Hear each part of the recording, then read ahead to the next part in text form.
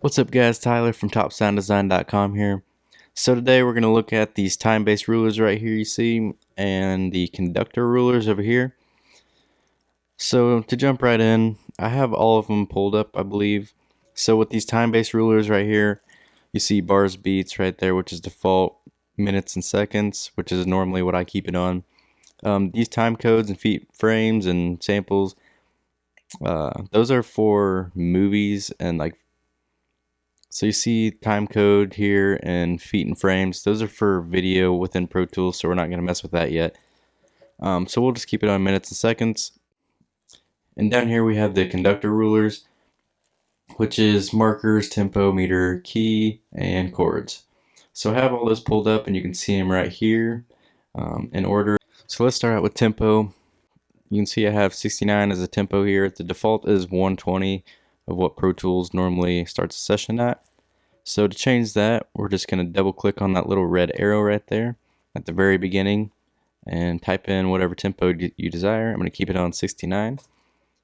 So to add a tempo, you can go to anywhere in the session, just click anywhere on the timeline, say your cursor's right there, see this little plus sign, add a tempo, and say we're going to put in, let's just do the default again, 120. So tempo is going to be 69, which this grid is going to match to, and you can see these bars, these grid lines are a lot smaller than these because it's conforming to 120 as a tempo past the second bar. So I'm going to delete that real quick.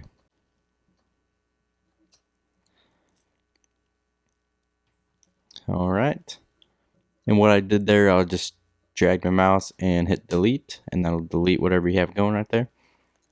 Alright, and down to meter, that's just the time signature of the song.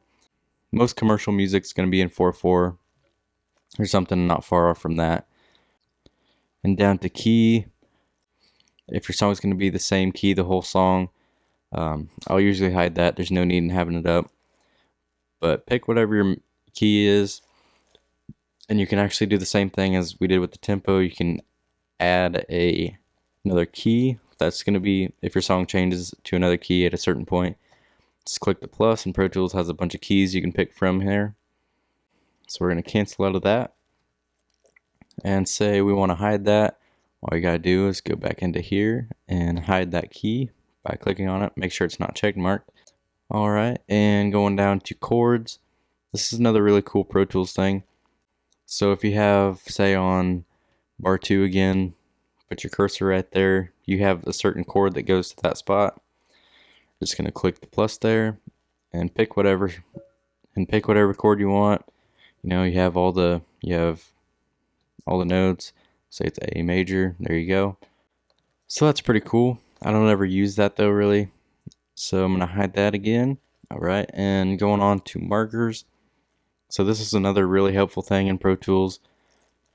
So we have the intro of the song starting right here. I just recorded this not too long ago. Just a simple acoustic and vocals. I didn't use a click track, so it's kind of off in the distance in the session here. But say I want to mark it at intro. I'm going to put my cursor right on the intro there where I start with the acoustic track. Do a little plus sign, name it intro. So just intro there, number 1, marker. And we're not going to worry about this stuff, just okay. And bam, there's your marker. Then you can go on through, say you want to mark intro, first verse, first chorus, second chorus, bridge, outro, you know, every part of a song, you can do that. And delete it, just scroll over it and delete. And another thing with tempo, see this little drop down bar? So you can drop that down and you see the line here, and that's the equivalent to 69 on this grid. So what you can do is, say I have a new marker at 3 bars. So I'm going to add one right there at, say it moves up to 72. Alright, so you can see that formed a little higher on the grid for meaning a little faster. And if you click this grabber tool, which will already be in place with the smart tool, All you have to do is drag that up to whatever you want, and you can see the session moving to that tempo. And also, if you want to get really advanced with this, you can go into tempo operations window, and it'll let you do some advanced stuff in there. Or you can select this pencil tool, and you can draw in your tempo, which is probably not recommended for most applications, but if you have a certain thing that you can't do with the basic functions, like you can't get it right and you have to do it customly, this is probably the way to go. You can see there it formed to my line I drew all the way up to, what is that, 91. So it's pretty cool. I mean, it gives you a lot of options. I mean, control is the main thing an engineer wants in Pro Tools, so this is really handy. And to delete all that, I'm just going to drag over that and delete. It's going to go back to the original 69 tempo, and that's how you do that. So that's all I have for these rulers. Catch me in the next one for some more editing tips. I'll see you guys later. Take it easy.